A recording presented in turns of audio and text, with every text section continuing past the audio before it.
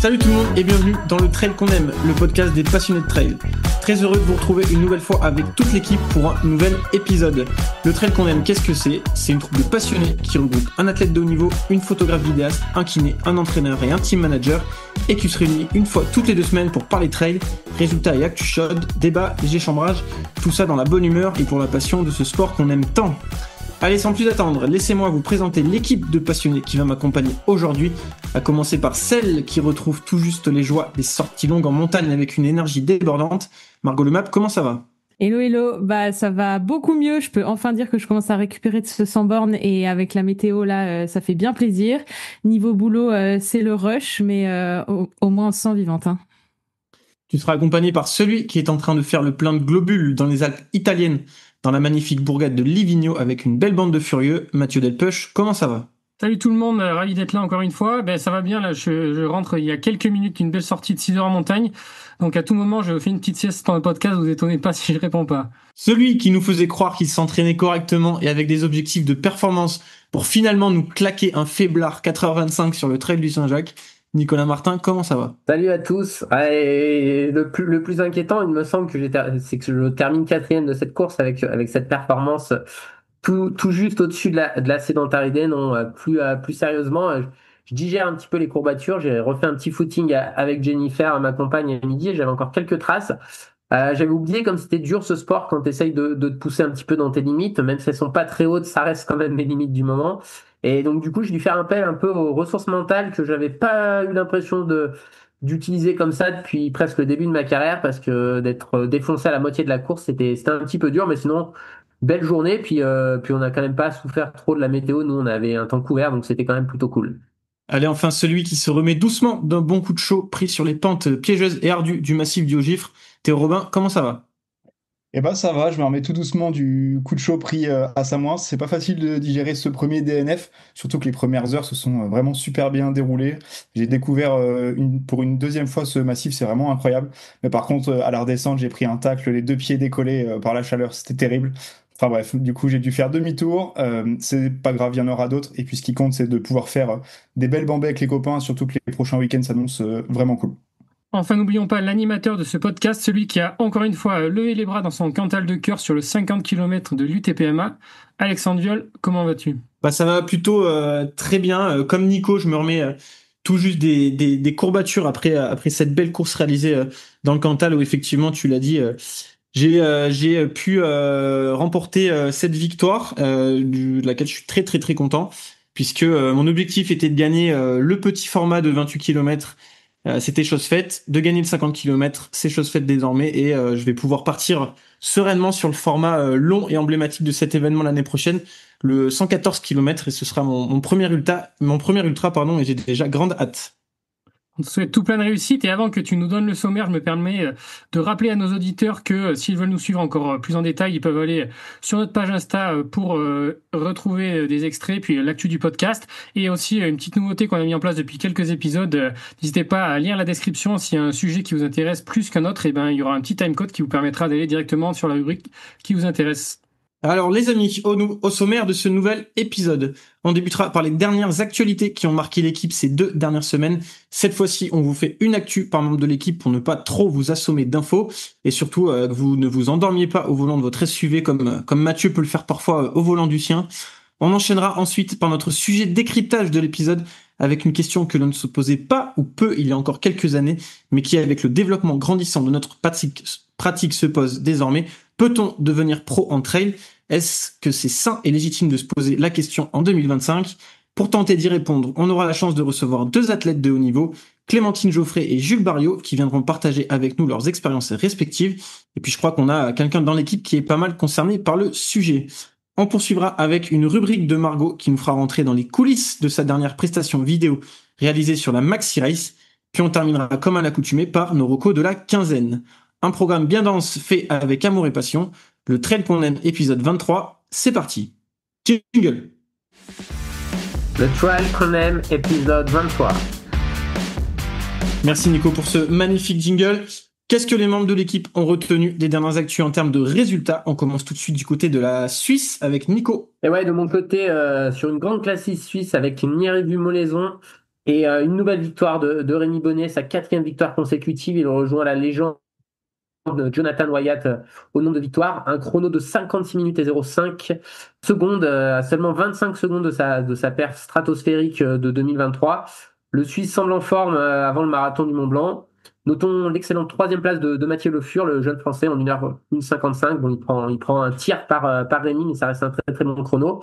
Et puis chez les dames, les anciennes font quand même de la résistance, puisque Maud Matisse s'impose une nouvelle fois, pour la 3e ou 4e fois, je crois, sur la course, devant Christelle De Waal et la jeune Nelly Clément. Alors avant de passer aux actus des autres, Nico, on va quand même revenir rapidement sur ta course au Trail du Saint-Jacques et surtout l'imbroglio qu'il y a eu à l'arrivée, puisque c'est l'Espagnol Antonio Martinez qui a remporté la course chez les hommes, mais il n'a pas franchi la ligne le premier. Raconte-nous ça. Ouais, on va peut-être commencer par cette petite erreur.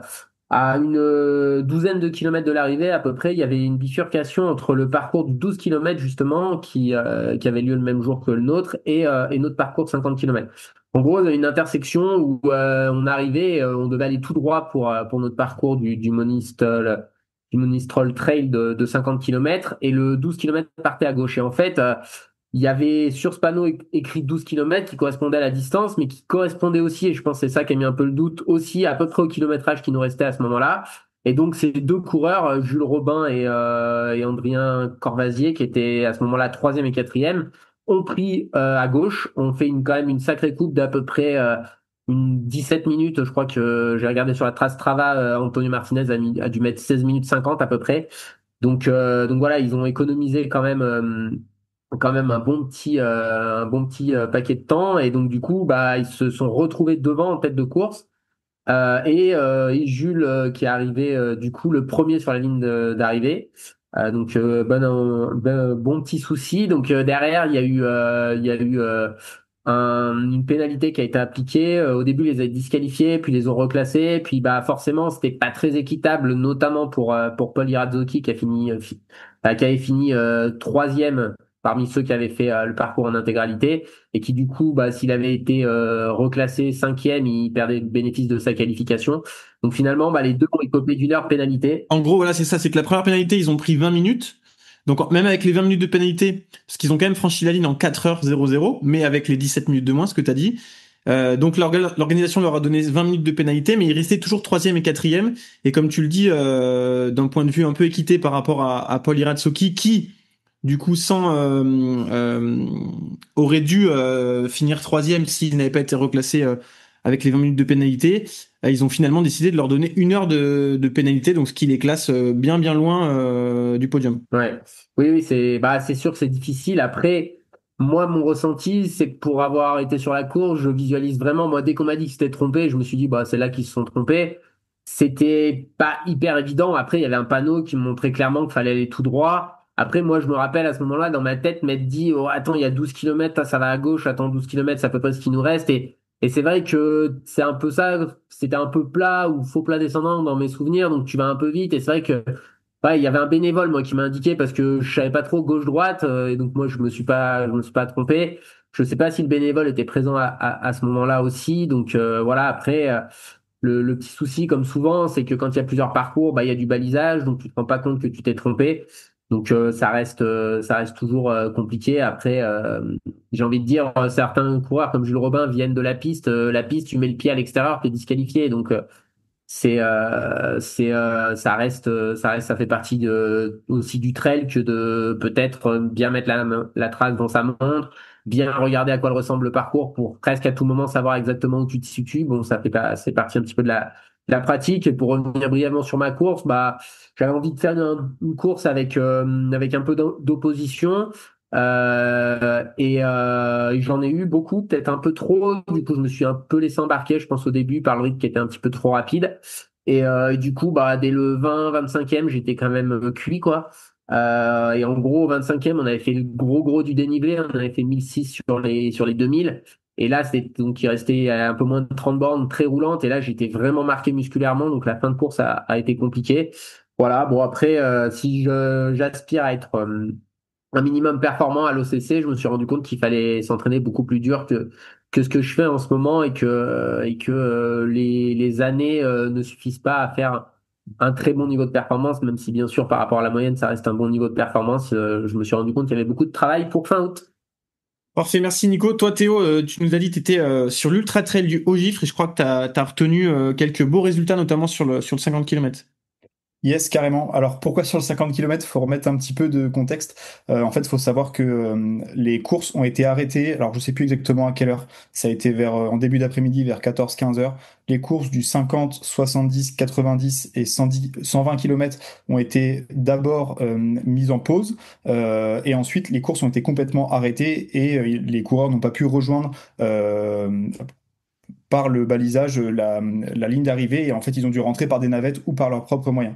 Et du coup sur le 50 km c'est à peu près la seule course qui a pu se terminer correctement et en fait tout ça ça a été dû à l'énorme canicule qu'il y a eu ce week-end et notamment les secours qui étaient complètement débordés et du coup en cas de pathologie grave d'un des coureurs, enfin en tout cas d'un accident, c'était pas possible d'aller le secourir donc l'organisation a décidé de mettre un stop et ça c'est dû en partie à la chaleur, mais aussi à des secours dans la vallée du Haut-Gifre qui sont extérieurs au trail. Apparemment, il y a eu une noyade un petit peu plus loin dans la vallée, malheureusement. Et donc, il y a que le 50 qui a pu finir correctement.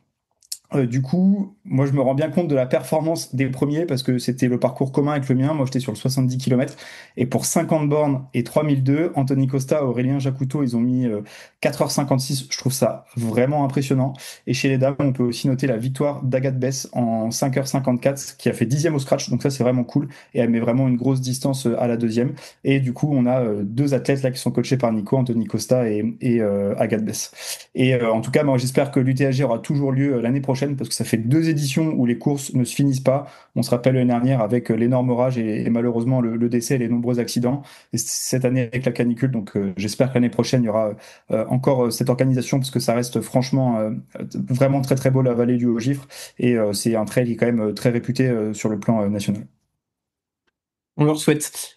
Promis, c'est pas moi qui ai filé l'info à Margot, mais elle a retenu une performance d'un jeune athlète très prometteur. Margot, c'est à toi. Ouais, moi je voulais parler de Jules Mangelat sur la Sky Race des Gorges du Tarn où il termine 7e, à peine une dizaine de minutes derrière Lucas Del Perro qui remporte la manche.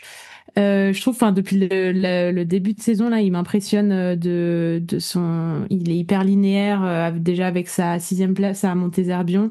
On sent qu'il est bien. Ses courses, j'ai l'impression qu'elles sont vraiment gérées en gestion, donc hâte de voir ce que ça donne et c'est cool de voir la jeunesse comme ça, pleine de fougue, remporter, enfin, se faire sa place quoi. Trop chouette. Mathieu, une petite perf que tu as notée du côté d'Andorre. Et oui, de mon côté, le clin d'œil sera pour mon ami Valentin Bénard, qui avait mis un premier dossard cette année du côté du Ventoux et qui a été ressorti de cette course avec une pointe d'amertume puisqu'il avait fini après d'une heure de Bendiman, l'Américain pyrénéen. Et puis, du coup, il a réussi à se remotiver et puis d'aller faire cette course en Andorre. On m'avait partagé un petit entraînement quand j'étais du côté de Font-Romeu et il m'avait partagé un petit peu ses doutes sur sa pratique et sur sa démarche. Mais je vois qu'il a retrouvé les cannes.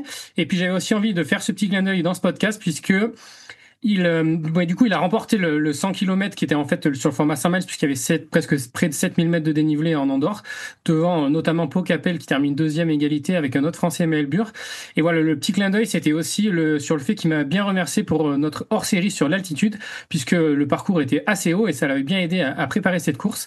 Donc voilà, si vous l'avez pas encore fait, on avait fait un hors-série sur l'entraînement et la performance en altitude et notamment en trail avec plein de réflexions passionnantes. Donc je vous invite à aller l'écouter. Et puis de mon côté, je suis obligé de faire un peu de corporatisme et de mentionner les jeunes de la Colibri Trail Academy qui sont actuellement en pleine prépa du Cross du Mont Blanc et des championnats de France de trail court. Et on a eu la chance avec tout le staff de vivre de belles émotions ces dernières semaines avec, comme tu l'as dit Margot, la 7e place de Jules en Coupe du Monde de Skyrunning sur les terres de l'entraîneur de l'académie Léo Bonnemer en Lozère. Une manche pas hyper dense, mais avec tout de même un très beau top 10. Donc Jules confirme vraiment bien après sa 6e place obtenue en Italie 2 semaines plus tôt. Et puis petite mention spéciale aussi à Lucien Mermillon, qui lui est aussi espoir et qui a lui terminé 4e. La victoire de Pierre Paulet chez lui en Savoie sur le trail du Bosté, sur ce même trail, mais sur une autre distance, la victoire féminine pour notre nouvelle recrue que l'on n'a pas encore annoncée. Donc je laisserai les curieux et les curieuses aller voir de qui il s'agit. Une victoire aussi pour Blunwen Euleux sur le trail des Crêtes en Haute-Savoie. Et enfin, la 3e place de Léo Thuas sur la Combloran, après avoir mené la vie dure à 2 grands costauds, Elliot Rétuli et Baptiste Chassagne. Donc, on va leur souhaiter la même réussite pour leurs prochaines échéances. tout cas des jeunes hommes passionnés, et c'est vraiment un bonheur de collaborer avec eux. Et puis pour terminer aussi, parce que je suis pas que corporate, mention spéciale à Loïc Roland qui a affronté un chantier en Andorre sur le 50 km du Andorra Trail by UTMB, en pleine prépa des France de trail long, lui, Loïc. Et voilà, tout ça pour dire que j'aime ces athlètes qui osent s'adapter et changer leurs habitudes pour performer, et j'aime la polyvalence qui en découle, et ça lui a plutôt très bien réussi puisqu'il a remporté la course avec un très beau chrono de 5h08 pour 48 km et 3400 mètres de dénivelé positif. Allez, on passe aux news rapidement avec l'UTMB qui s'engage à réduire de 20% ses émissions carbone d'ici 2030 en s'attaquant à un sujet central, la mobilité, qui représente, selon les chiffres d'une étude réalisée par le think tank Utopie en 2024, en collaboration avec l'UTMB, 88% des émissions de l'événement, soit 16 500 tonnes de CO2, qui sont dues au transport des coureurs et de leurs accompagnants, dont 86% pour venir et repartir de l'événement. Seuls 2% sont liés à leur déplacement sur place.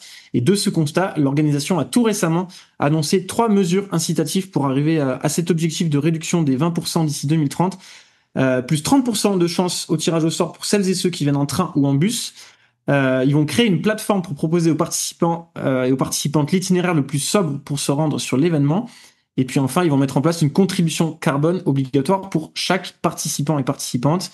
Et petit chiffre intéressant aussi avant de vous faire réagir, l'avion dans les déplacements des participants à venir sur l'événement représente 85% des émissions.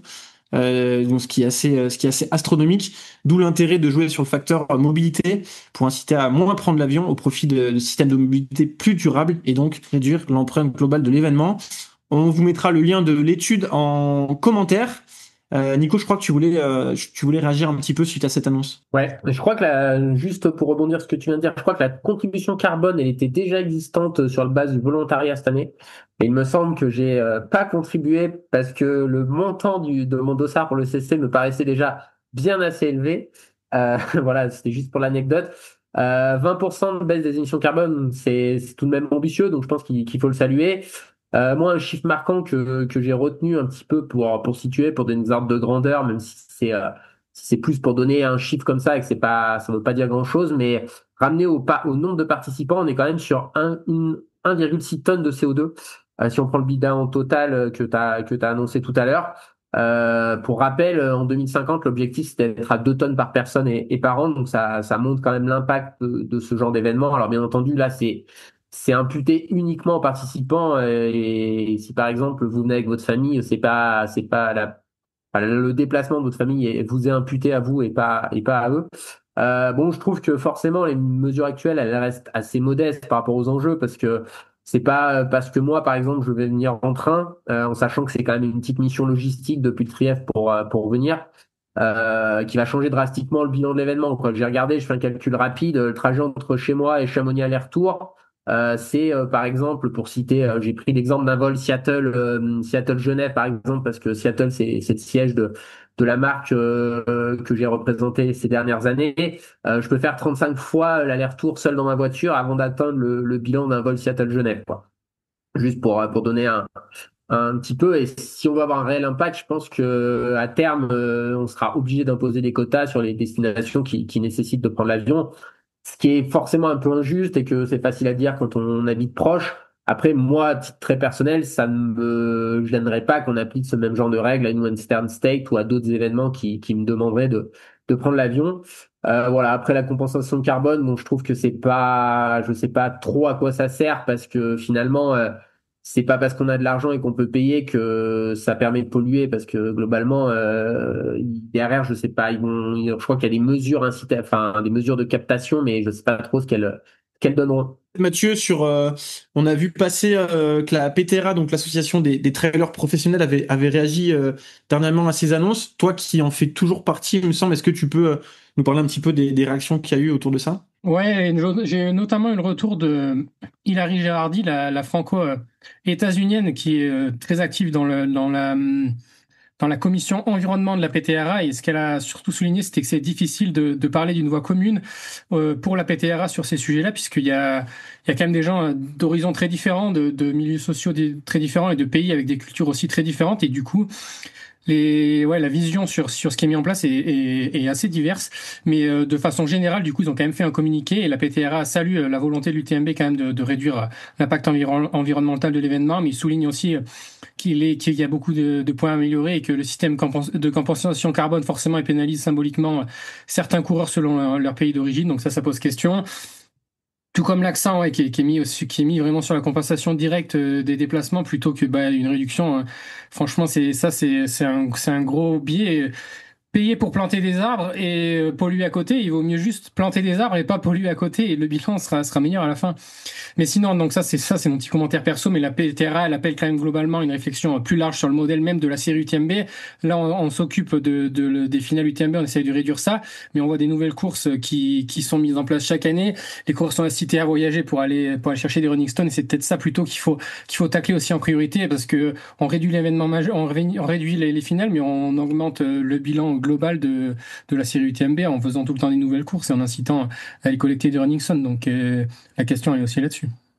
Ouais, c'est une bonne réflexion. Je pense que pour que ça fonctionne, il faut qu'il y ait un plafonnement des running stones, notamment, pour qu'au bout d'un moment, ça ne présente plus d'intérêt d'aller polluer. Parce on va caricaturer, mais aujourd'hui, c'est 30% d'augmentation de chance, ce qui signifie, en gros, si tu fais un bail UTMB de plus, c'est pareil, quoi. Donc du coup, tu augmentes tes chances de la même manière en allant faire un voyage, j'en sais rien, par exemple, un de fin d'année en Asie quand tu es européen, pour te retrouver sur le même pourcentage de chances que quelqu'un qui s'engagerait à venir de manière vertueuse et qui aurait pas fait ça. Et donc du coup, c'est un peu... Ouais, ça pose un petit peu problème. Si par exemple, c'est associé à une limitation du nombre de running stones, ou à par exemple, une pénalisation des running stones en fonction du lieu où on va par rapport à son lieu de vie, peut-être que ça marcherait plus. Après, si on met du contexte, je pense qu'il faut aussi garder du recul. On est tous ici, je pense, aller à Chamonix le week-end de l'UTMB ou d'autres jours de l'année à Chamonix. Ben, on se rend bien compte que la majorité des touristes qui sont dans les villes de Chamonix viennent pas en vélo, quoi. Donc bon, c'est un peu dur de dire à tous les trailers qui sont un peu loin, vous ne viendrez plus en avion. Et puis, j'ai des touristes asiatiques ou d'autres pays qui vont venir prendre l'avion pour faire des photos. Bon, c'est à un moment donné, c'est une réflexion si globale qui doit se faire. Parce que sinon, les organisations vont pas non plus se tirer des balles dans le pied, quoi. Faut rester cohérent aussi, quoi. Bien sûr. En tout cas, l'organisation a annoncé qu'elle donnerait plus de détails sur son plan d'action à l'automne, donc on suivra ça de près, bien entendu. Et puis la petite news dont on se serait bien passé aussi, mais on trouvait ça plutôt rigolo de vous la partager, c'est Laurent Wauquiez qu'on a vu participer au petit format du trail de Saint-Jacques. Donc Laurent Wauquiez, ex-président de la région Aura, et qui a participé à cette distance sans aucun matériel obligatoire. Et donc ça a fait un petit peu une petite polémique, on va dire, sur les réseaux, puisque le compte Instagram de la course a publié une photo de Laurent Wauquiez. Il y a eu pas mal de commentaires qui critiquaient le fait justement qu'il était parti tout simplement sans matos obligatoire. Donc voilà, encore un de nos responsables politiques qui a oublié que dans responsable politique, il y avait le mot responsable. Donc voilà, je trouvais ça assez rigolo de vous partager cette info. Bon, mais on va pouvoir passer désormais à notre sujet décryptage du jour. Je vous en parlais dans le sommaire. Aujourd'hui, notre sujet décryptage sera consacré à une question qui laisse place à beaucoup de fantasmes. Peut-on devenir pro en trail ? L'idée ici n'est pas de vous donner la recette magique pour le faire, car il n'y en a pas, mais plutôt de se questionner sur la légitimité de cette question et savoir concrètement qu'est-ce que c'est être pro à l'heure actuelle dans le trail et qu'est-ce que ça implique. Pour l'occasion, nous avons la chance de recevoir deux invités. L'un des plus beaux palmarès du trail français, voire mondial, avec notamment un titre de championne d'Europe et un titre de championne du monde de trail court. Clémentine Geoffrey est dans le trail qu'on aime. Comment ça va, Clémentine ?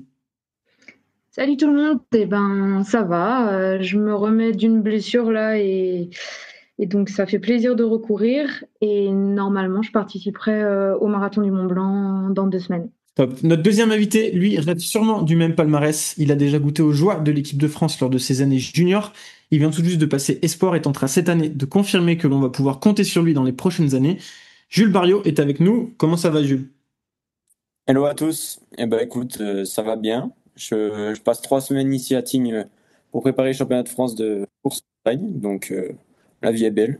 On profite. Alors pour démarrer ce sujet et pour poser un peu le cadre, il est important de préciser qu'en trail, il y a aujourd'hui quand même un grand flou artistique autour des notions de haut niveau et de professionnel. Quand on dit professionnel, on dit avoir un revenu suffisant lié à sa pratique sportive pour vivre.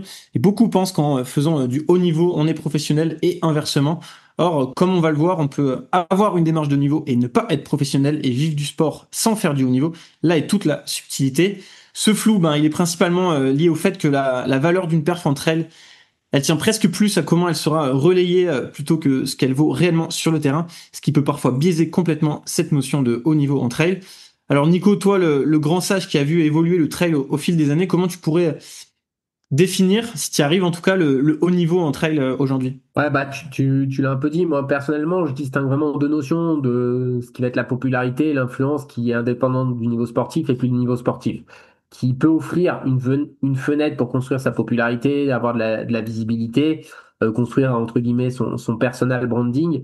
Mais je trouve qu'elle devient presque marginale, peut-être à l'exception de l'UTMB. On a vu Vincent Bouillard l'an dernier qui était inconnu et qui est devenu, entre guillemets, je dis bien entre guillemets, une star dans notre milieu. Alors que le haut niveau, c'est quand même uniquement une notion de performance et ou de statut administratif si on est sur les listes ministérielles par exemple. Comment le définir le haut niveau entre elles? C'est vrai que c'est assez complexe parce que on peut, comme je l'ai dit, on pourrait dire qu'il faut être sur les listes, mais ça ferait pas grand monde qui fait du haut niveau, dont des très très bons coureurs, donc je pense personne ne doute qu'ils font du haut niveau. On pourrait aussi parler d'avoir un contrat d'athlète pro, mais tu l'as dit, on peut être un athlète de bon niveau et très populaire et on aura plus facilement un contrat pro qu'un athlète qui sera peut-être d'un meilleur niveau sportif mais un peu moins médiatique. Moi, ça montre surtout clairement qu'aujourd'hui, il y a quand même pas une vraie structuration de notre sport avec, voilà, comme on voit dans d'autres sports, des divisions ou alors, je sais pas où on peut dire enfin si on peut le dire, hein, mais par exemple dans le football, on est footballeur professionnel si on joue dans un club pro, quoi. Et aujourd'hui, entre elles, c'est pas aussi net que ça. Et j'ai un peu du mal même à mettre une notion de niveau, de perf, parce que ça reste assez aléatoire la mesure. On en a souvent parlé avec les cotations, donc c'est quand même quelque chose qui est assez flou. Et puis il y a vraiment zéro règle qui le définisse dans l'encadrement, par exemple des contrats, ce genre de choses, comme on peut le voir dans le cyclisme, où si on est un coureur d'une équipe pour le Tour, la rémunération de la part de l'équipe qui nous engage doit être d'un certain niveau, quoi. Oui, puis on en parle un petit peu tout à l'heure, mais aussi des fausses croyances sur le fait que un ou une athlète qui serait dans un team serait nécessairement professionnel. On va le voir, c'est pas du tout le cas. Vous, Clémentine et Jules, comment vous situez un petit peu par rapport à ça? Comment vous définissez déjà en tant qu'athlète aux gens qui vous le demandent? Est-ce que vous dites que vous êtes athlète de haut niveau? Et si oui, est-ce que vous vous sentez à l'aise avec cette formule? Et à partir de quand aussi vous avez commencé à considérer que vous faisiez du haut niveau? Je sais pas, Clémentine, si tu veux commencer. Ouais, déjà, je rejoins complètement Nico sur ce qu'il a dit par rapport à la structuration qui est encore très floue du trail. Et moi, quand je dois me définir, là, j'ai tendance à dire que je suis semi-pro parce que du moment qu'on n'est pas dans un modèle un peu comme des joueurs de rugby, des joueurs de foot qui sont vraiment licenciés et font partie vraiment d'un collectif qui les accompagne au quotidien, j'ai du mal à me sentir athlète 100% pro parce qu'on est quand même vachement livré à nous-mêmes. C'est un peu à nous de faire notre propre, d'organiser notre quotidien, de faire notre petite recette. On a plein d'interlocuteurs, le coach, tout ça, mais c'est toujours à distance. Et moi, c'est pas la vision du sport professionnel que j'ai depuis toute petite où, par exemple, avant, je faisais du kayak, j'étais dans un pôle France de kayak et là, on était hyper encadré. Au quotidien, on s'entraînait avec nos partenaires d'entraînement, notre entraîneur. Donc, j'aurais espéré, j'espère qu'un jour, ça vienne à se structurer un peu de la sorte pour le trail. Je trouve que ça pourrait être vraiment génial pour faire évoluer la discipline et plus la structurer. Mais du coup, à l'heure actuelle, moi, j'aime bien dire que je suis semi-pro parce que oui, ça m'apporte des revenus. Oui, je gagne de l'argent avec le sport. Mais de la démarche, tout ça, je suis encore vraiment je tâtonne, quoi. Je recherche, je teste, j'expérimente, je travaille un peu, je travaille pas. Enfin, voilà, je suis encore en quête de sens dans tout ça. Toi, Jules, t'es un petit peu plus jeune, donc tu auras peut-être un regard différent. T'es encore étudiant, je crois. Donc, toi, comment tu te perçois aussi dans ce monde actuel?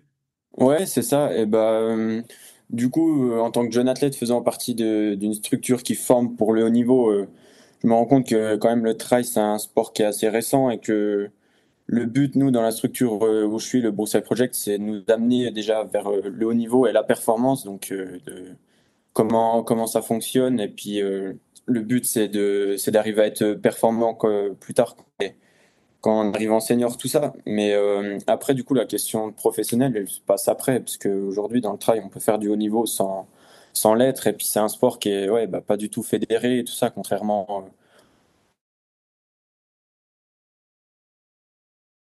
cycliste. Et je vois que le fonctionnement, c'est pas du tout pareil. Pour en reparler déjà avec quelques trailers qui sont professionnels, il faut être vachement quand même autonome sur toute sa saison, tout ça.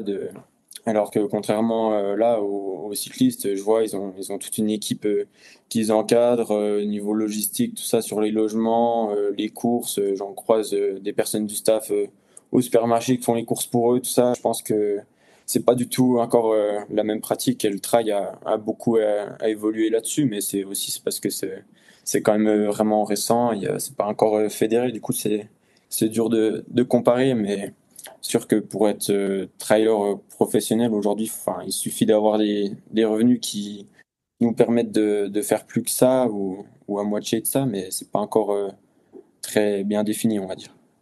Et est-ce que c'est un objectif pour vous à terme de... Alors Clémentine, tu le diras peut-être, mais tu as quand même des revenus qui, je pense, pourraient te permettre de faire que ça. Et comme tu l'as dit, tu as eu des périodes aussi dans ta carrière où tu as fait que ça et tu ne bossais plus à côté. Toi, Jules, t'en es pas encore à ce stade-là, mais est-ce que vivre de votre sport à 100%, c'est quelque chose qui vous intéresserait? Et est-ce que, là, vous avez parlé un petit peu du modèle des autres sports, est-ce que vous pensez que ce modèle, il est compatible avec le trail et est-ce que c'est un modèle qui vous intéresserait parce que ça implique forcément plein d'autres choses. Les cyclistes pro, ben ils sont, je sais, j'ai pas en tête, mais ils sont 8 mois de l'année loin de chez eux, pas avec leur famille. Est-ce que c'est un modèle souhaitable aussi pour le trail, ce modèle-là, vous pensez? Ouais, bah justement, là, c'était ce que j'étais en train de me dire. Au fond, on a aussi une chance énorme de pouvoir un peu créer nous-mêmes notre propre recette, notre propre entourage. Et donc, on a une grande liberté dans notre pratique. Et au final, les marques nous font confiance dans notre manière de nous préparer. Donc ça, c'est quand même hyper intéressant. Après, je pense aussi que c'est propre à chacun. Je pense qu'il y a des gens qui ont besoin d'une structure, qui ont besoin d'être plus drivés que d'autres. Ça, c'est logique. Et voilà, chaque athlète est plus ou moins, on va dire, créatif et adaptable dans sa pratique.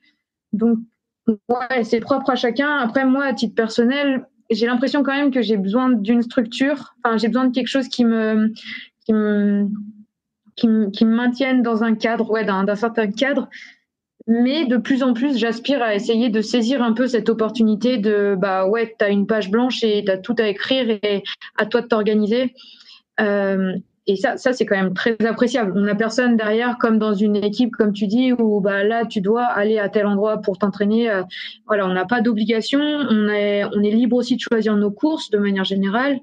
C'est quand même une grande chance. Donc, ouais, je dirais que c'est vraiment propre à chacun. Et moi, j'aurais pas pensé, par exemple, avant vivre de ce sport. Donc, vraiment, il faut que je le saisisse comme une opportunité et comme une chance.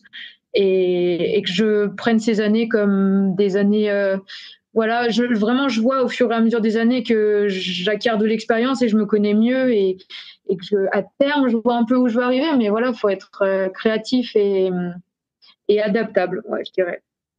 Ouais, bah en vrai, comme l'a dit un peu Clémentine, je m'étais déjà rendu compte de ça que en vrai, c'est pas tout beau, tout rose d'être professionnel et d'avoir un cadre et d'être limité sur certaines choses. Bah, comme tu as dit, de pas pouvoir rentrer beaucoup chez soi, tout ça.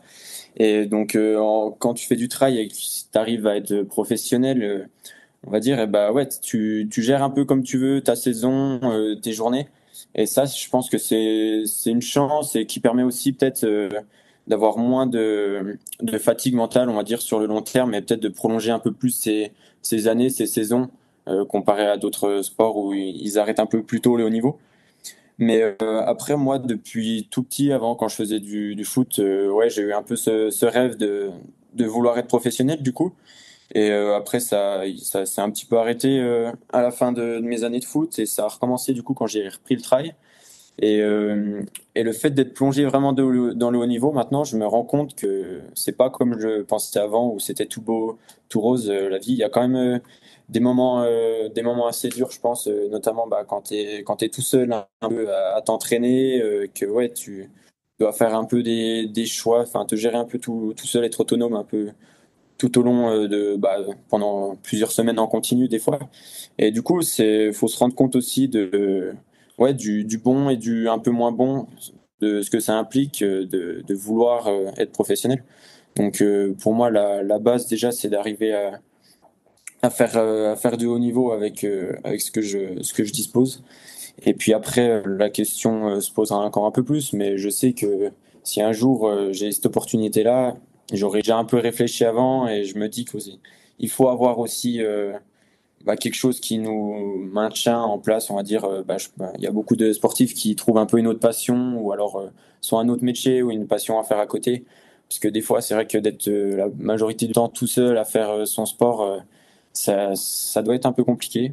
Et après, ouais, il faut penser aussi à l'après-carrière, tout ça. Donc c'est pas aussi simple que ça. Ouais, moi je voulais un peu leur poser une question, c'est est-ce que aussi pas une grande partie des ressentis qu'on a, ils viennent aussi du fait que ben, même ceux qui sont professionnels, à l'exception de quelques grands noms, ça reste des sommes qui sont modestes et qui s'apparentent plus à un revenu annuel que à ce qu'on vit dans d'autres sports où quand tu es athlète professionnel, tu gagnes même globalement plus d'argent que l'immense majorité des gens. Et tu as aussi voilà peut-être beaucoup de contraintes, mais aussi tu sais que après ta carrière, tu auras potentiellement une période pour aussi si tu n'avais pas fait des études au moment avant de commencer ta carrière, pour te réorienter. Et j'ai l'impression que parfois il y a beaucoup de aussi c'est pour ça que moi je milite un peu pour le professionnalisme, c'est que il y a aujourd'hui beaucoup de contraintes dans le trail parce que je pense que c'est un sport qui se rapproche vraiment aujourd'hui d'un sport de haut niveau quand même. Il y a peut-être pas la densité d'autres sports, c'est sûr, hein, parce que s'il y a moins d'opportunités d'être professionnel dans ce milieu-là.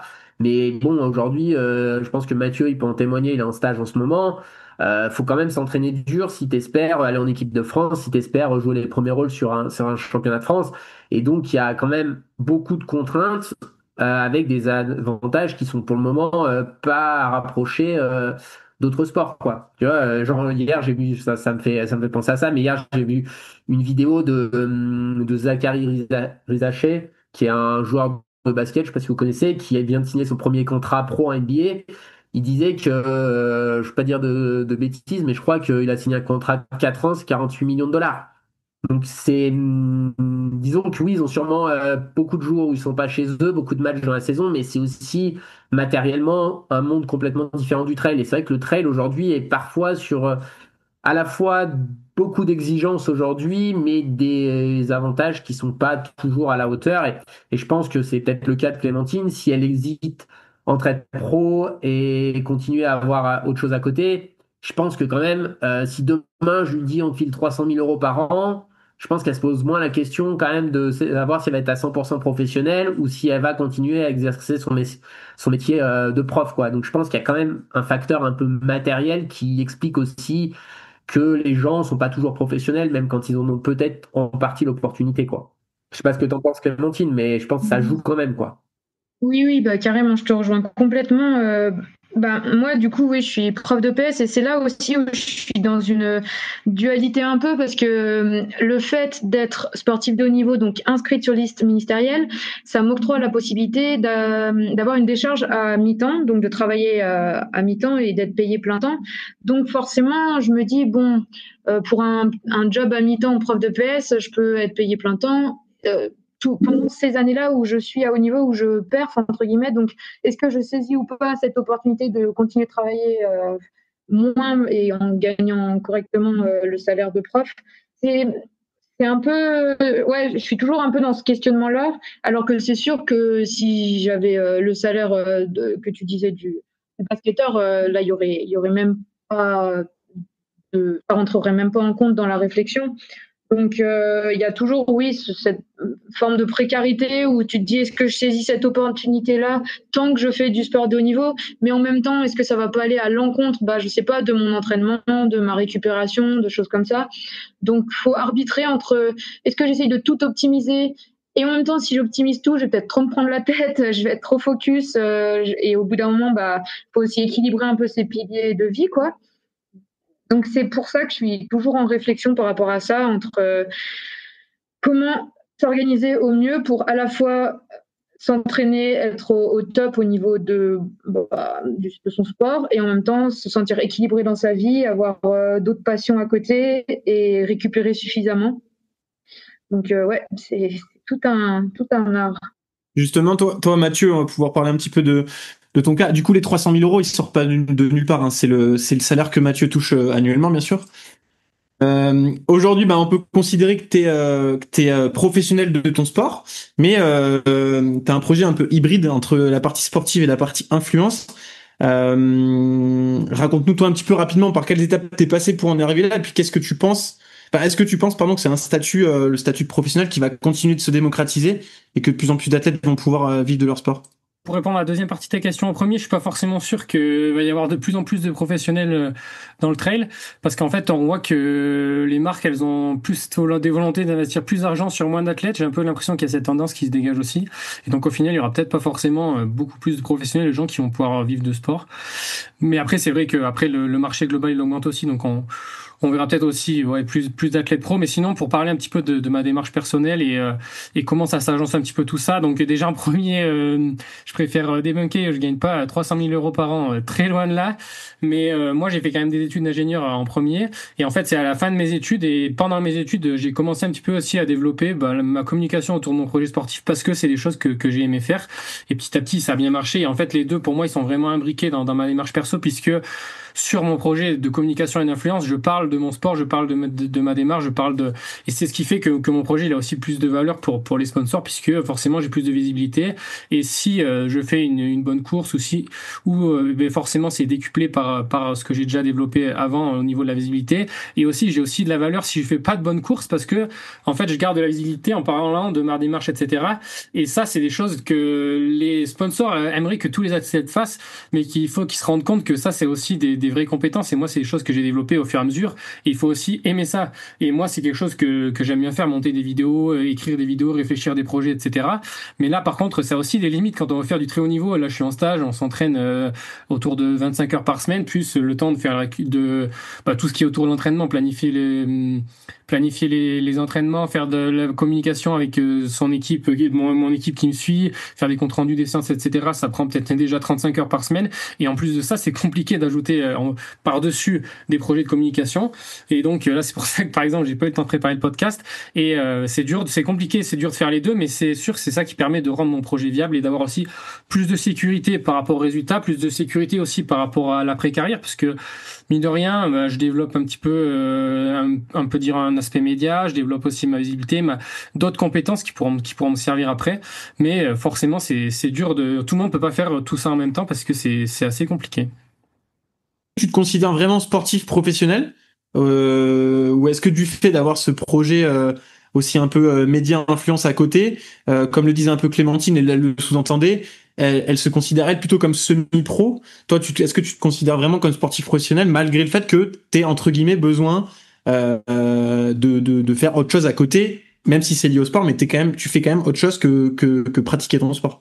Oui, c'est sûr que dans le sens propre du terme sportif professionnel, je pense pas que je rentrais dans la définition, mais après moi j'utilise ce terme-là pour me définir parce que mon projet sportif il est au cœur de ma démarche et là je m'entraîne beaucoup, j'ai moins de temps pour faire des projets de com et je fais moins de projets de com parce que ma priorité c'est de faire de la performance et de faire de la démarche et c'est aussi le fait de dire je suis pro, en fait ça légitimise ce que tu fais et si tu dis j'ai envie de faire de la perf mais je veux faire plus des vidéos, quand tu présentes un projet comme ça au sponsor et forcément c'est beaucoup moins crédible que si tu dis moi je suis athlète pro et je vais raconter ça sur les réseaux et donc c'est pour ça que je me définis comme un athlète pro mais c'est vrai qu'il y a quand même une partie de mon énergie qui va dans la communication, la création sur internet. Et on est un petit peu obligé d'en arriver à cette question-là, mais est-ce que, je reviens un peu à vous, Julie et Clémentine, est-ce qu'aujourd'hui on peut être pro entre elles sans communiquer, ou du moins sans avoir vraiment une stratégie très réfléchie autour de sa communication?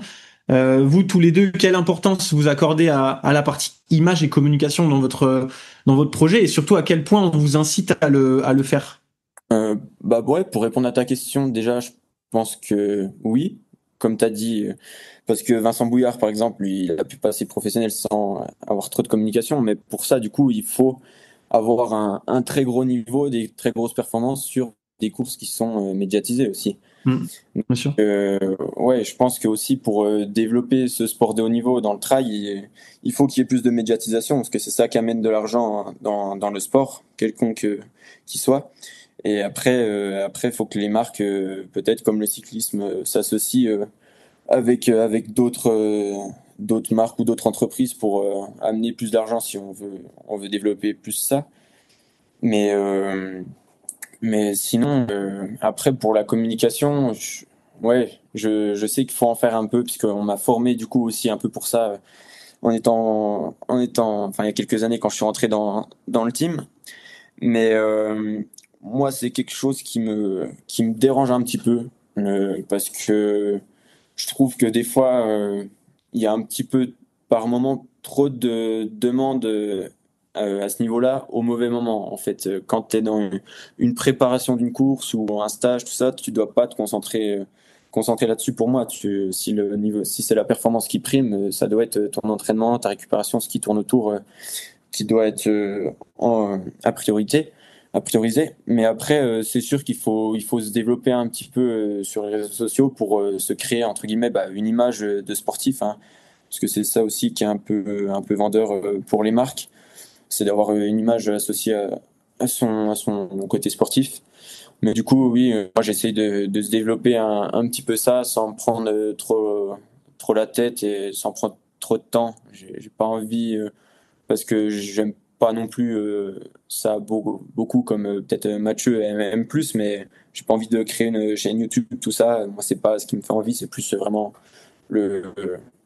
simplement le côté sportif. Mais après, je comprends qu'il y en a qui passent plus de temps là-dessus, c'est une autre stratégie aussi. Clémentine? Ouais, et je suis je suis d'accord sur le fait que la perf prime quand même encore pour être pro. Donc, enfin, ça, c'est quand même très positif. Comme tu l'as dit, Jules, Vincent Bouillard qui a gagné l'UTMB, ça lui a quand même permis de passer professionnel. Donc, ça, c'est intéressant. Après, au niveau de la communication, c'est pareil. Moi, je suis pas forcément très à l'aise avec, et de plus en plus, pareil, je m'interroge sur toi, déguer un peu la communication. Certains le font et ça peut fonctionner. Comme ça, tu décharges un peu de ça. Et puis, c'est vrai que c'est des compétences qu'il faut développer moi, personnellement, par exemple, quand je suis blessée, ou quand ça va pas, j'ai pas forcément envie de toujours raconter des choses sur les réseaux. Donc, je pense que c'est bien des fois, au final, qu'il y ait une tierce personne qui organise un petit peu ce que tu peux dire sur les réseaux, qui t'aide, qui t'accompagne. Et c'est un peu ce que j'avais demandé à Kipron, là, d'être un peu plus accompagné dans la communication, parce que comme moi, partager des choses quand on m'aide à créer du contenu, c'est très agréable, et je veux dire, c'est sympa à faire, et ça peut même occuper si je faisais vraiment que du sport full pro, ça pourrait vraiment m'occuper. Mais voilà, c'est toujours au détriment. Faut bien gérer la dose par rapport à l'entraînement, la récup. Et je pense qu'on va aller quand même de plus en plus vers ça, vers le fait d'être accompagné, ou soi-même de prendre en charge sa communication, mais d'être accompagné quand on a vraiment envie de développer son image. Je pense que ça peut être une bonne solution. Ouais. Moi, j'ai une question un petit peu plus peut-être à Margot ou à Théo, mais est-ce que vous avez l'impression parce que moi j'ai l'impression qu'en fait aujourd'hui la communication en fait c'est pas négociable quand tu veux essayer d'être pro en trail, c'est-à-dire que dans certains sports c'est tu perfs, t'es un inconnu au départ du Tour de France, tu gagnes le Tour de France, tu deviens une star. Bon, c'est un peu le cas aussi de l'UTMB, mais j'ai l'impression que dans la plupart des sports c'est quand même la performance, et puis vient s'ajouter par-dessus de la communication, plus ou moins, qui est souvent faite par les équipes si on parle du vélo. Et moi, je voulais avoir un peu l'avis de personnes qui sont pas forcément athlètes. Est-ce que, en fait, ça vous intéresse, le contenu de tout athlète, dans le sens, est-ce que quelqu'un qui finit 15e d'une finale UTMB, c'est vraiment, ça va vraiment vous intéresser? Et la question sous-jacente, c'est est-ce que il y a assez de public pour que si tout le monde communique très bien, tout le monde puisse réussir d'une certaine manière, quoi. Je sais pas si vous voyez ce que je veux dire, mais il y a un moment donné, dans la journée, on va pas checker le contenu de 50 athlètes, quoi. Et je trouve qu'à un moment donné, on est trop aujourd'hui dans le sport, dans notre sport, sur du sport marketing et pas sur on soutient de la perf. Et en fait, on soutient, par exemple, on consacre X% sur la vente d'une chaussure au soutien de la perf sans savoir si ça va directement rapporter. Et je ne sais pas si j'ai un peu du mal à exprimer ma question, mais c'est un peu ce côté, est-ce que ouais, tout type d'athlète, tout peut vous intéresser, ou est-ce que finalement, souvent, on demande aux athlètes de communiquer, mais ils perdent du temps et ça apporte pas grand-chose, quoi. Je sais pas comment tu le perçois, peut-être toi, Margot, qui c'est un peu plus ton travail, mais bon, communiquer pour communiquer, ça sert pas à grand-chose, quoi. Bah, moi, perso, je consomme quand même pas mal de contenu sur les réseaux et chaque personne que je suis, je sais pourquoi je le suis ou je la suis. Et des athlètes de haut niveau, ce qui va m'intéresser, ça va être, ok, peut-être un récap de course, un petit check dans le mois, savoir si la prépa se passe bien, mais j'ai pas forcément ce besoin d'être bombardé d'infos sur chaque entraînement en particulier, quoi. Après, je pense qu'il y a un autre profil de créateurs, créatrices de contenu comme des influenceurs et tout qui font très bien ce job-là. Et parfois, c'est des personnes à qui on peut s'identifier parce qu'on a un parcours de vie similaire ou autre chose. Et là, du coup, peut-être que, enfin moi en tout cas, il y a des personnes où ça m'intéresse un peu plus, on s'attache un peu plus à eux d'un côté émotionnel à la personne, mais pas forcément du côté perf. Moi, je suis totalement d'accord avec le fait qu'un athlète de haut niveau, ça reste un athlète de haut niveau et l'objectif principal, c'est de performer. Si à côté de ça, il ou elle arrive à communiquer, bah trop cool, tant mieux, mais c'est pas le but principal. Et tu donnais l'exemple du cyclisme ou d'autres sports, même tu regardes la Formule 1 ou quoi que ce soit, il n'y a pas un athlète qui gère ça comme tout seul.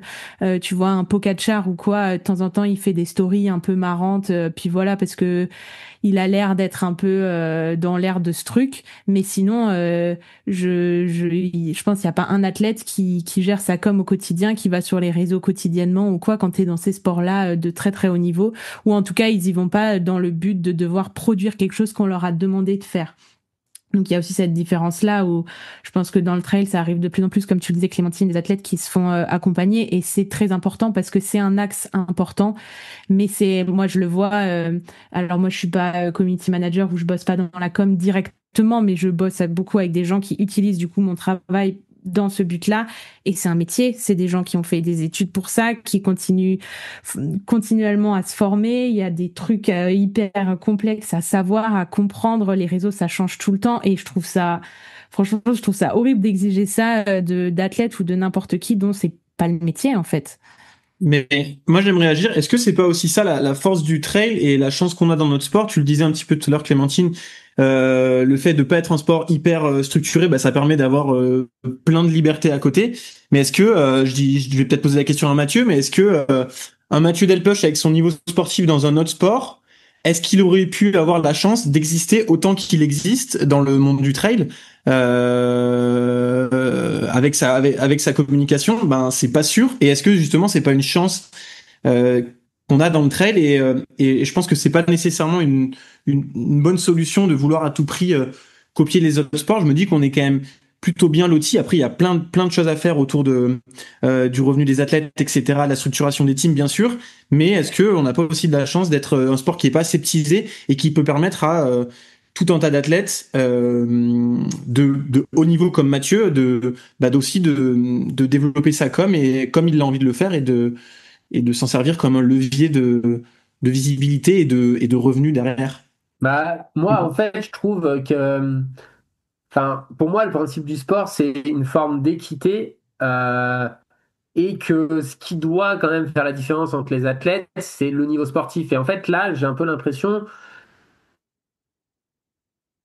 que des fois, c'est plutôt quelles études tu vas avoir fait, potentiellement dans quelle famille tu as grandi. Alors, tu me diras, c'est vrai pour tout, mais qui vont faire que peut-être tu auras plus d'opportunités que dans d'autres sports pour pouvoir devenir professionnel. Enfin, parce que c'est sûr que enfin, en fait, tu vois, des modèles comme Mathieu, enfin Mathieu, je le connais bien, il a quand même des capacités, je pense, d'apprentissage qui dépassent la moyenne. C'est-à-dire que il a à la fois ça, plus à la fois il a des capacités sportives pour faire du sport de niveau. Mais en fait, il y a un moment donné, il y a des gens aussi, ils ont peut-être juste les mêmes capacités que Matt, voire un peu supérieur peut-être sportivement, et que le fait qu'ils puissent pas exister juste parce qu'ils n'ont pas la même capacité à développer leur réseau, je trouve ça pas hyper équitable, quoi.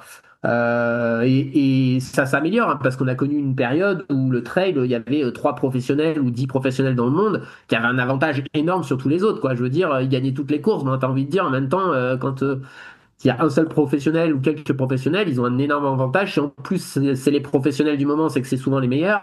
Enfin sur les qualités de base, on va dire. Donc ouais, c'est pas évident. Après, c'est sûr que ça permet quand même aussi de peut-être être moins une marchandise que dans d'autres sports où dès que tu fais plus l'affaire, on te jette quoi.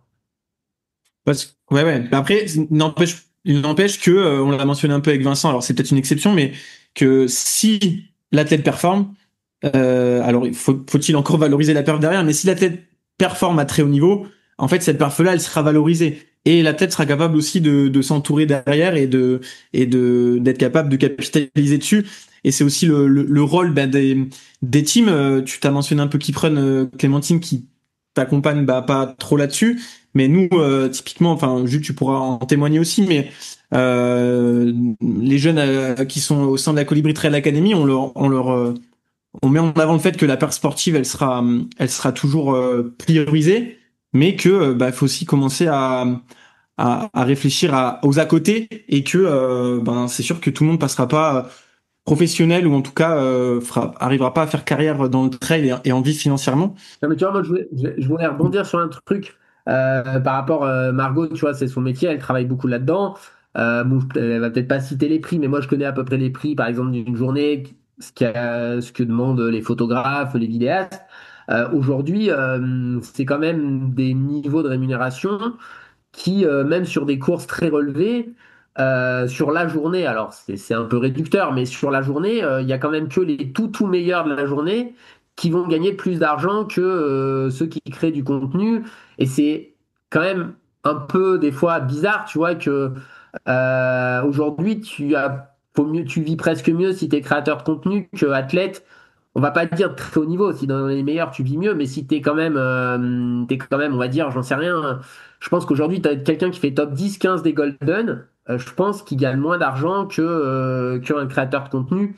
Et ça, c'est un peu un truc, moi qui suis un ancien athlète, que je trouve un peu paradoxal parfois, quoi, dans notre milieu, quoi. Bah Parce que après, c'est juste, je pense qu'il faut le voir comme deux métiers complètement différents.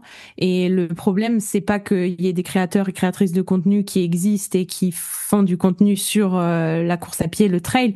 Le problème, c'est qu'il y a un déséquilibre financier entre les très forts et les moyens et les forts et fortes.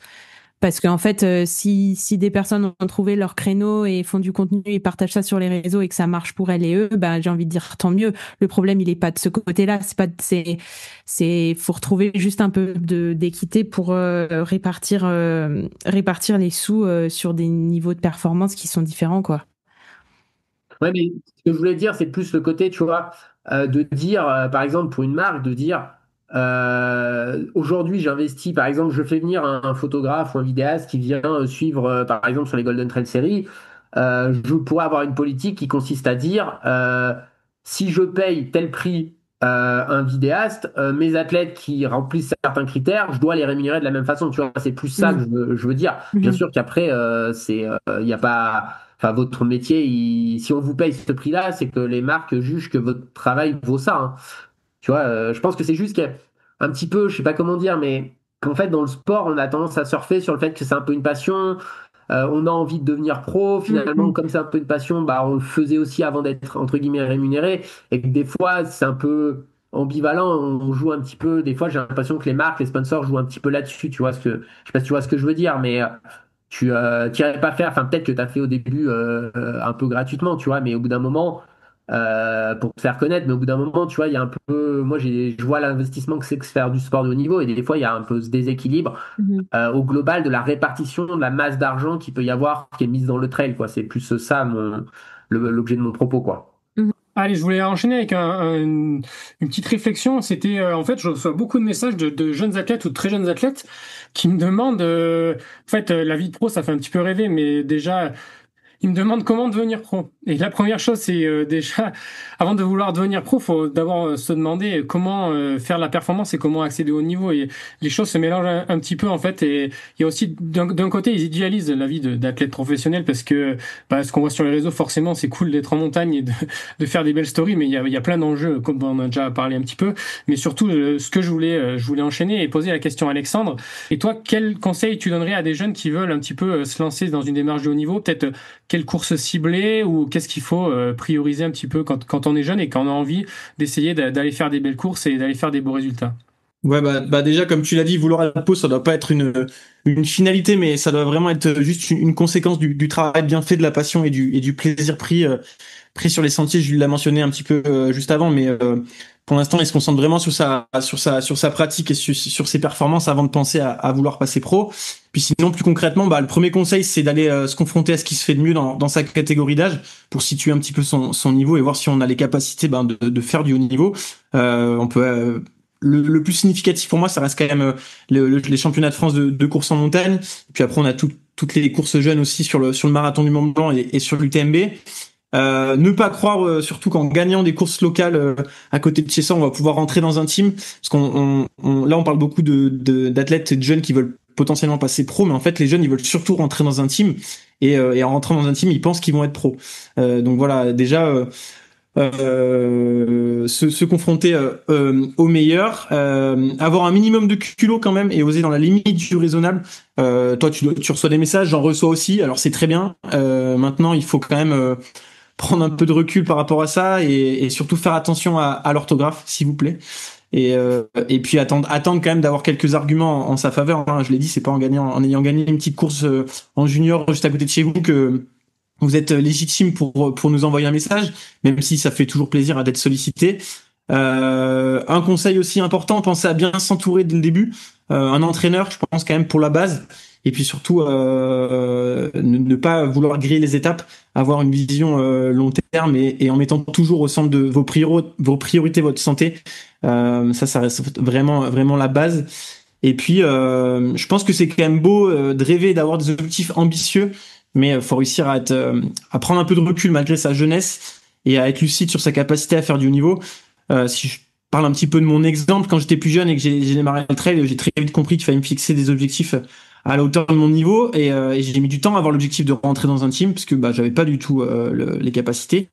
J'ai été patient, j'ai pris le temps, je me suis formé, j'ai progressé, j'ai pris un entraîneur, etc.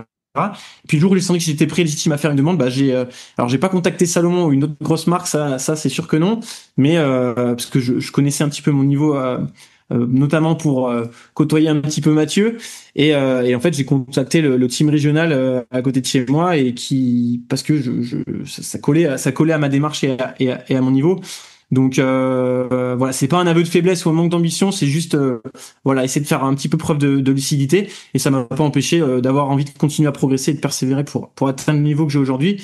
Et puis bien garder à l'esprit aussi qu'il y a plein d'autres moyens en fait de vivre de sa passion et l'équipe du podcast en est la preuve, c'est que il y a certes on peut être athlète mais on peut être aussi plein d'autres choses et baigner dans le monde du trail et dans un écosystème qui est de plus en plus important et varié, et j'en suis aussi un bon exemple puisque la majorité de mon activité professionnelle depuis quelques années maintenant elle est liée au trail.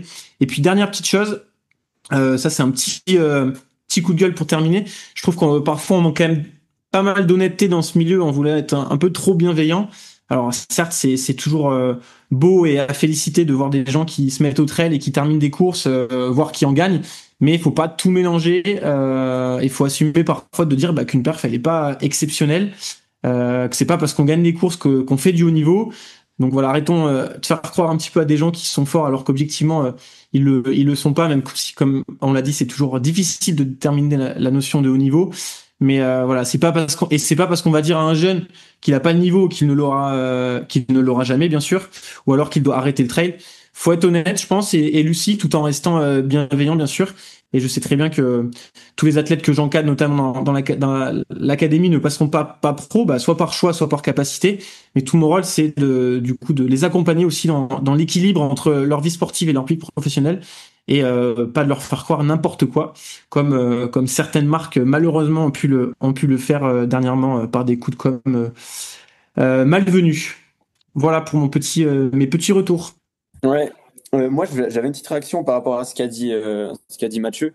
Je reçois un peu le même type de message. Enfin, pas comment devenir pro, mais comment être sponsorisé par des jeunes. Et je me rends compte que là, il y a un petit problème un peu dans la vision qu'ont certains jeunes, qui est un petit peu aussi causé par les réseaux sociaux, que je pense que le but, c'est pas de se montrer auprès de ses copains ou sur les réseaux, de dire que je reçois des équipements d'une marque gratuit parce que je suis sponsorisé ou quoi. Je pense que il y en a, c'est un petit peu leur objectif, mais il faut comprendre que c'est pas du tout le but un peu des jeunes qui rentrent dans des structures de haut niveau. C'est pas pour les structures, elles sont pas faites pour ça, pour te donner des équipements gratuits et que tu sois heureux.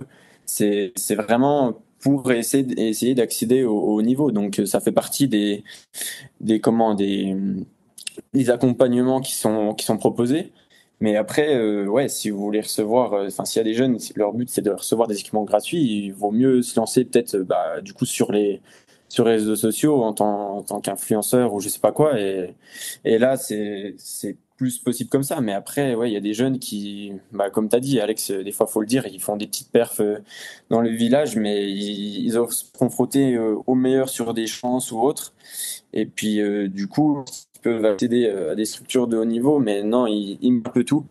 Du coup, ouais, moi, ce que je leur conseille, je leur dis, si tu veux vraiment que des équipements, c'est pas la bonne solution. Et si tu veux faire du haut niveau, commence par essayer de voir un peu jauger ton niveau sur des courses avec plus de densité, et puis te rendre compte si tu as un niveau ou peut-être la passion pour ça ou autre. Après, je pense que ça peut faire partie un peu du rêve quand même d'avoir de l'équipement au début. Moi, je sais que les premières fois où tu reçois du matériel, quand tu commences à être sponsorisé, c'est quand même un petit levier motivationnel, tu vois, d'avoir ça, de dire c'est cool, il y a une forme de reconnaissance, ça entretient, c'est un peu une motivation extrinsèque. Donc, je pense qu'il y a un juste équilibre. Après, je rejoins tout ce que vous avez dit.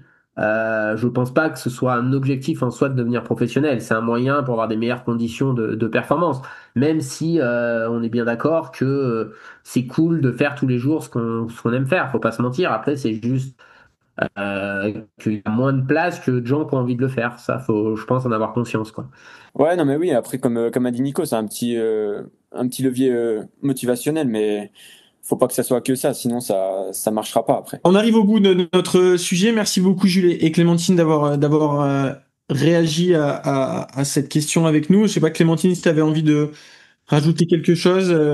Juste dire que quand même, voilà, pour les jeunes, c'est quand même important de s'assurer un petit bagage au niveau de ses études, parce que voilà, ils peuvent avoir ce rêve, et puis ce rêve se concrétisera peut-être. Mais même en faisant du haut niveau, on ne sait jamais combien de temps va durer la carrière, si on va pas se blesser, si on va pas, voilà, si ça va pas s'arrêter d'un coup. Donc, gardez en tête que c'est quand même bien d'avoir un petit bagage derrière pour retomber sur ses pattes. Et puis, pas trop fantasmer le fait d'être dans un team. Effectivement, ça reste quelques rassemblements par an, mais c'est pas le quotidien de l'athlète. Par contre, garder au fond de soi la passion, je pense, qui nous anime. Moi, je sais que même si je faisais pas de niveau ou de compète, j'aime tellement courir en montagne. C'est ce qui m'anime. Je pense que c'est important d'avoir cette motivation intrinsèque et pas dépendre des médias, des gens autour, on te donne ci, on te donne ça. Juste fais ce que t'aimes.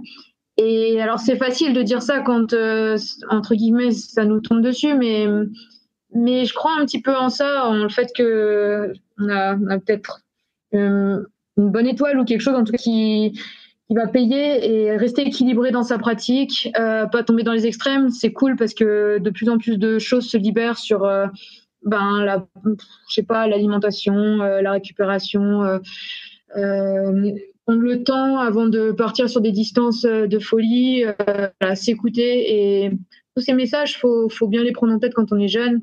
Parce que en vrai, moi, à titre personnel, j'ai vécu tout ça en expérience et maintenant, j'ai bien envie de le partager et de donner ces conseils-là parce que ça peut faire gagner tellement de temps. Mais bon, c'est aussi normal que chacun se fasse sa propre expérience. Donc voilà. Top, merci beaucoup. Jules, tu veux rajouter un petit truc?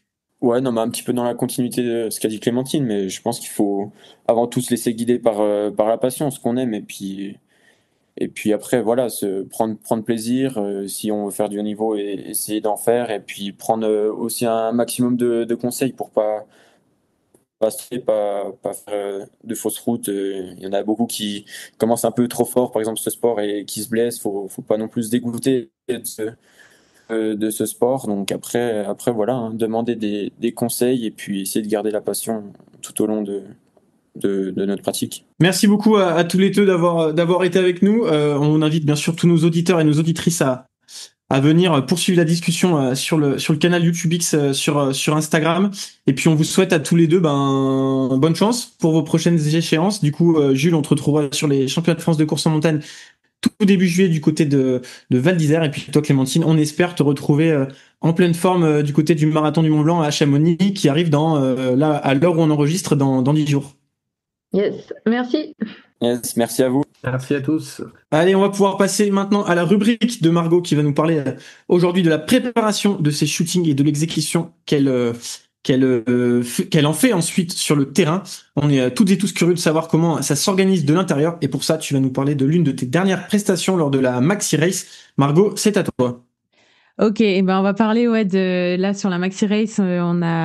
Je dis on parce que c'est donc moi et Julien Laurent, mon meilleur pote avec qui on bosse beaucoup en binôme. On a suivi la para-team de chez Salomon. Donc c'est une équipe d'athlètes amputés qui se sont lancés sur plusieurs courses sur le week-end de la Maxi Race. Et nous on a suivi Julien Vesser, du coup, qui est un athlète de haut niveau para. Voilà, donc on a tendance à toujours nous voir courir dans tous les sens sur les courses, mais en réalité c'est un travail qui commence déjà, enfin je dirais même 70% du travail c'est ce qui se passe avant à la maison au niveau de la pré-production. Donc là, c'est toute la partie où il faut vraiment qu'on apprenne qu'on comprenne le besoin du client, surtout quand il y a de la vidéo. Est-ce qu'il faut qu'on organise des interviews? Est-ce que c'est juste un suivi de course? Pareil pour la photo. Est-ce qu'il y a un besoin de live ou est-ce que c'est pour communiquer après? Donc là, il faut vraiment prendre le temps de bien comprendre ce que le client a en tête et ce que l'athlète aussi, ce que tout le monde veut pour pas se retrouver à devoir gérer des imprévus parce qu'il y en a déjà tellement qui vont arriver pendant la course. Donc voilà, là on essaie de bien tout définir, la direction artistique, tout ça, on écrit les interviews et puis il y a aussi une énorme partie qui se passe sur les cartes, et ça parfois ça peut prendre 4-5 heures quand tu connais pas trop le coin, d'aller chercher tous les points où tu peux aller, essayer d'en trouver le plus possible.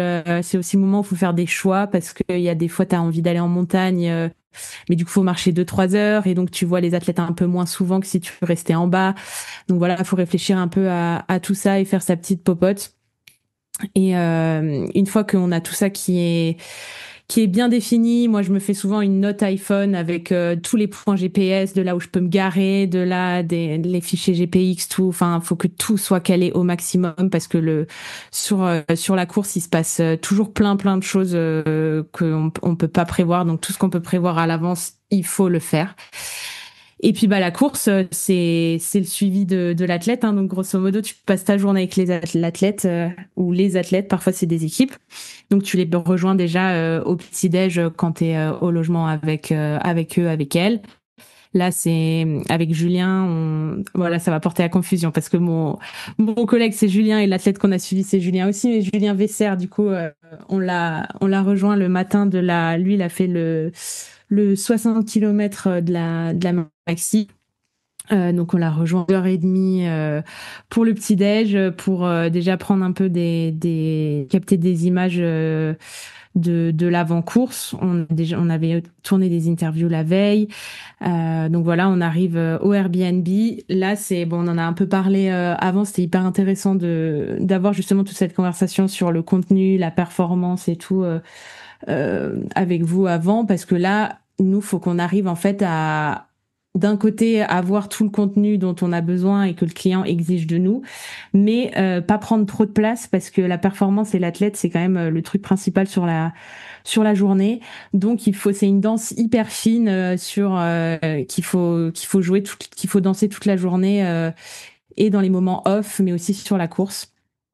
Parfois, il y a des clients qui nous demandent d'avoir presque des petites interviews des athlètes sur des ravitaux et tout. Et puis faut leur faire comprendre que non, c'est pas toujours possible de faire ça, parfois c'est aussi à nous de placer les limites. C'est là que c'est chouette de côtoyer un peu des amis, des athlètes, de comprendre en fait ce que c'est les enjeux des courses, et nous aussi de placer les limites pour pas mettre qui que ce soit mal à l'aise sur les courses ou sur les tournages. Donc voilà, le suivi de course, c'est une bulle d'adrénaline, encore plus quand tu dois éditer en même temps, parce que là, faut aller d'un point à un autre, sortir des images en live, gérer tous les imprévus. Donc c'est souvent des longues journées, parfois t'es seul, parfois t'es en équipe, et chaque projet est complètement différent, chaque suivi est complètement différent. L'année dernière, j'étais sur la Maxi Race et je faisais le suivi de Camille Bruyat et Mathieu Blanchard, toute seule, en devant envoyer du contenu en live. Et là, tu te prends une sacrée dose d'adrénaline et de cortisol dans la tronche, mais bon, c'est ce qu'on aime et on se sent vivant. Sur la Maxi, t'as quand même pas mal de points où tu peux voir les athlètes, donc t'as envie de te mettre des missions pour aller au plus de points possible. Et quand t'as plusieurs athlètes à shooter, c'est un bon délire. Donc voilà, là pour Julien, on l'attendait déjà au premier ravito du coup à Doussard, et à Faverges, pardon, on savait que on avait eu l'info qu'il s'était fait une cheville. Donc dès au kilomètre 12, on a tout de suite dû sortir les straps. Personne savait faire de straps. Du coup, moi, j'ai dû poser les boîtiers, lui faire son strap autour de sa cheville et tout. Donc voilà, le genre d'imprévus qui peuvent arriver. Mais voilà, sinon tout s'est bien passé pour nous. On avait tout bien géré. Les imprévus étaient largement gérables. Pour Julien, c'était une course difficile pour lui. Il a eu plein de petits bobos tout au long de la course. En fait, il faut savoir que les athlètes amputés, quand ils courent avec les lames, ils ont des renvois d'énergie. Du coup, sur des terrains trail, le renvoi d'énergie, c'est toujours dans des directions différentes, quoi. C'est pas comme quand tu cours sur du bitume. Et en fait, ça crée des déséquilibres au niveau des hanches, au niveau du dos. C'est hyper complexe. C'est des athlètes qui bouffent du kiné, mais quotidiennement pour gérer tout ça. Et il peut aussi se passer pas mal de petites emmerdes au niveau du moignon qui gonfle, comme nous, quoi, quand on a les pieds qui gonflent, comme n'importe qui. Et c'est des galères qui peuvent arriver. Donc il y avait pas mal de choses à gérer sur cette course, mais il a tout fait comme il fallait. Il était dans ses temps. Il avait des discours très négatifs internes au début, mais il a vraiment rebondi tout au long de la course. Donc c'était hyper inspirant de suivre ça. Là, on n'avait pas, nous, Julien, mon collègue et moi, on n'avait pas de demande de live en particulier, donc c'était vraiment une chouette journée qu'on a pu passer avec les équipes, avec les proches des athlètes, donc c'était vraiment vraiment chouette. Et après, de manière générale, il y a toute la partie post-prod qui rentre en jeu. Donc la course est terminée, mais c'est loin d'être terminé pour nous. Même si on a dû envoyer du contenu en live, moi en tout cas je repasse toujours sur chaque photo, je retravaille tout depuis la maison pour envoyer après aux clients et aux athlètes. Donc voilà pour la partie photo. Et en vidéo, tu bidouilles ton truc, t'envoies une première version, tu reçois des retours, tu rebosses dessus, tu renvoies une deuxième version, ça peut continuer, ça peut aller très loin comme ça, parfois t'en es à 7-8 versions. Donc voilà, là, moi je travaille comme dit beaucoup en duo avec mon meilleur pote Julien. Laurent, on a une dynamique de travail qui marche hyper bien, il est vraiment vraiment fort sur toute la partie montage. Il est tellement rapide. Et puis il comprend hyper bien ce que j'ai en tête, donc souvent je débarque avec un charabia d'intention créative. J'essaye tant bien que mal de lui traduire techniquement, donc là ça va être est-ce que on imagine des lenteurs ou pas, est-ce qu'on veut plutôt des plans fixes, des plans larges, tout genre de trucs, le type de musique, l'ambiance sonore, ça c'est aussi des choses qu'on essaye de définir avant avec les clients, les athlètes pour que ça aille vite à la fin. Voilà, on fait notre popote et puis ouais, ce duo il marche vraiment bien comme ça.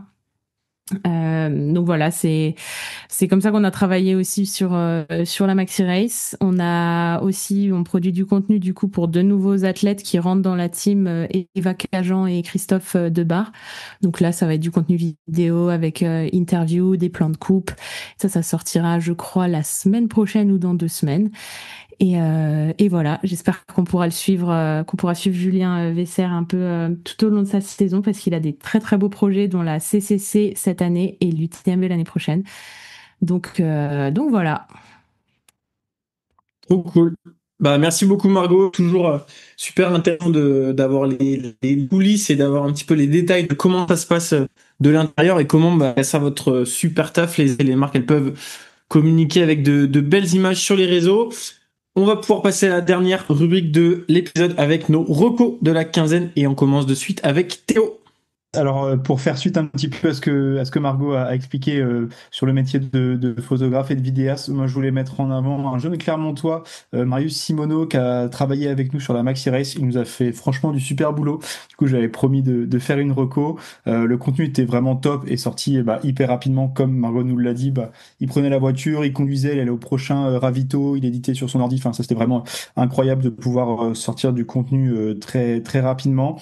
Voilà, donc si jamais vous cherchez quelqu'un de jeune et de motivé, n'hésitez pas à lui demander et vous pourrez retrouver son travail sur son compte Insta pro, c'est il me semble que c'est tiré du bas, capture. Voilà, n'hésitez pas à lui faire un petit tour et à liker ce qui sort sur les réseaux. Marius qui est aussi athlète et qui a rejoint récemment le team jeune Compressport.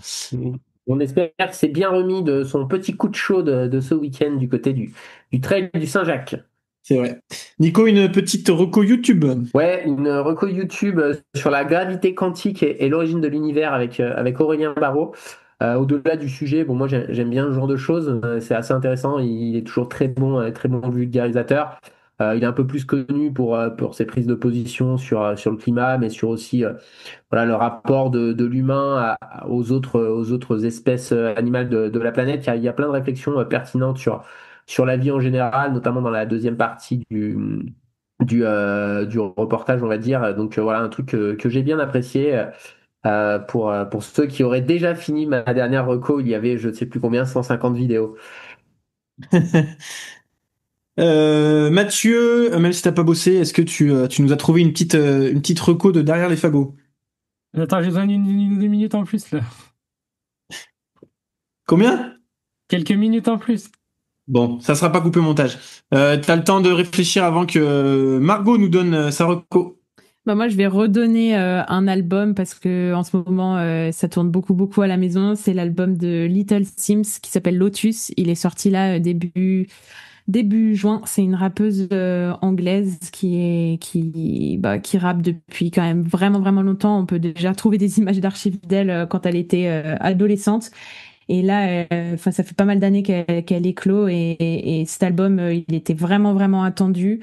Et elle délivre encore une masterclass, autant musicalement où elle va bosser avec des artistes et des musiciens vraiment pertinents, mais tu sens qu'en fait elle va chercher toujours un petit truc différent, qu'elle se cherche beaucoup. Elle avait fait un EP juste avant où c'était hyper expérimental et voilà, c'était vraiment une consécration de toutes les dernières années et les petits trucs qu'elle expérimente. Franchement, je recommande vraiment d'aller écouter ça. Allez, je donne ma petite reco avant Mathieu. Impossible de ne pas parler du film sur la traversée de l'Himalaya népalais que notre pote Fleurirou a faite l'année dernière, qu'il a réalisé au printemps 2024. 1500 km et 90 000 mètres de dénivelé. On retrouve d'ailleurs Clémentine à quelques moments dans le film. Le film documentaire s'appelle Élévation et il est dispo sur la chaîne YouTube de Keep Run. Un immanquable pour tous les amoureux et amoureuses de grandes aventures. Mathieu, ta reco? Allez, c'est bon. Du coup, je vais vous parler de deux amis qui ont une chaîne YouTube. C'est le petit duo. Vous les connaissez peut-être pas. C'est deux jeunes qui habitent du côté de Font-Romeu. Et du coup, j'ai fait mon stage à Font-Romeu. J'étais chez eux et j'ai vu à quel point ils se donnaient pour leur chaîne et à quel point ils avaient de l'amour des belles vidéos et d'essayer à quel point ils se donnaient pour essayer de faire en sorte que ça marche sur YouTube. Et donc, moi, je vous recommande d'aller suivre leur chaîne. Donc, ils essayent aussi de faire du haut niveau, mais parfois, malheureusement, leur démarche elle est peut-être un petit peu trop inversée pour YouTube en priorité, puis le haut niveau en deuxième. Mais je pense que pourrait y avoir des petites surprises du côté du championnat de France de trail. Donc voilà, n'hésitez pas. La chaîne YouTube s'appelle Le Petit Duo et du coup ils font des courses, mais ils sont plutôt dans le divertissement autour du sport et autour du trail. Mais ça fait des vidéos sympas et c'est toujours bien léché parce que c'est vraiment des passionnés de travail et ils charbonnent vraiment vraiment dur pour essayer de sortir une vidéo par semaine. Donc si vous pouvez leur donner un peu de force, ça me fait plaisir aussi. Très bonne chaîne YouTube. J'avoue que je regarde toutes leurs vidéos. On a fait le tour, les amis? Et oui. Eh ben oui. Si Nico a dit oui, c'est que c'est bon. Merci beaucoup à tous nos auditeurs et nos auditrices de nous avoir écoutés. On espère que vous avez pris du plaisir à écouter cet épisode. On vous dit à très vite sur le canal YouTube X sur Instagram pour ceux qui veulent échanger avec nous. Et puis sinon, à dans 2 semaines pour un prochain épisode. Et n'hésitez pas à partager si l'épisode vous a plu, on repartagera avec plaisir sur Instagram. Merci à tous, à la prochaine, ciao ciao. Salut. Merci à tous, bye bye.